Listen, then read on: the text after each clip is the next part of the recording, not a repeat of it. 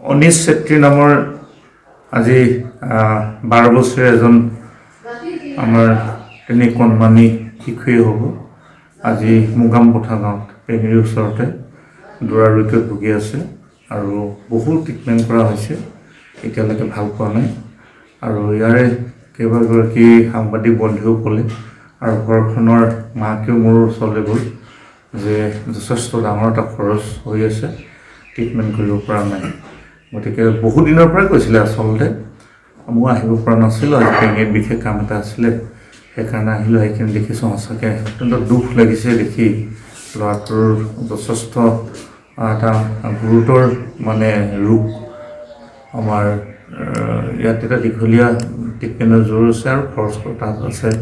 গতিকে মাক দেউতাকে কৈছে যিমানখিনি পাৰে মই যিমানখিনি পাৰোঁ কৰি দিম। তথাপিতো এতিয়া খুব সোনকালে 50,000 টকা মই মোৰ ফালৰ পৰা দিয়াৰ ব্যৱস্থা কৰিছোঁ আৰু তেওঁক প্ৰায় দিল্লী মুম্বাইলৈ নিব লাগিব।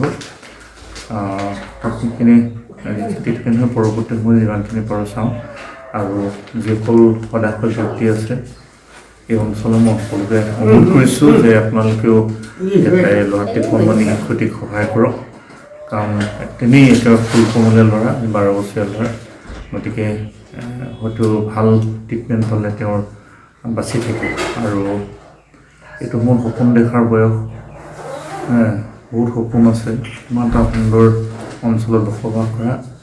গতিকে ল'ৰাটোক জীৱন দান দিবৰ কাৰণে মই সকলোকে অনুৰোধ কৰিছোঁ আৰু পৰৱৰ্তীটো চাওঁ যিমানখিনি পাৰোঁ। আৰু ঈশ্বৰক প্ৰাৰ্থনা জনাইছোঁ ল'ৰাজনে খুব সোনকালে সুস্থ হওক, সবল হওক, আমাৰ মাজলৈ যাতে সদায় থাকিব পাৰে, এইটো মই কামনা কৰিছোঁ। আৰু সাংবাদিক বন্ধুসকলক মই ধন্যবাদ দিছোঁ, যিহেতু কেইবাগৰাকী সাংবাদিক বন্ধুৱে মোক এই কথাটো অৱগত কৰিছিলে। আজি 2-3 মাহৰ পৰা কৰি আছে। আচলতে মই আহিব পৰা নাছিলোঁ আৰু একেবাৰে ডিগবৈ সমষ্টি নহয়, তাৰ কাষত এইটো হয়তো মাৰ্কেটা সমষ্টি পৰিব যেন পাইছোঁ। হয়, তথাপিতো এইখিনি কৰোঁ আৰু ভাস্কৰ শৰ্মা ডাঙৰীয়ে নিশ্চয় সহায় কৰিব।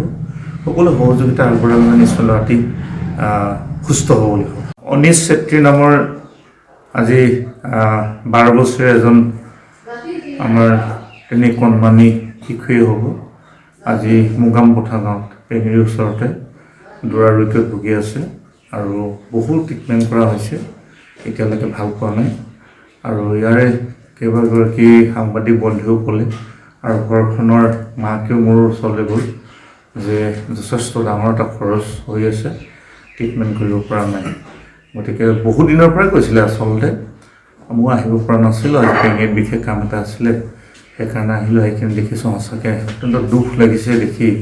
ল'ৰাটোৰ যথেষ্ট এটা গুৰুতৰ ৰোগ, আমাৰ ইয়াত এটা দীঘলীয়া ট্ৰিটমেণ্টৰ জোৰ আছে আৰু খৰচ তাত আছে।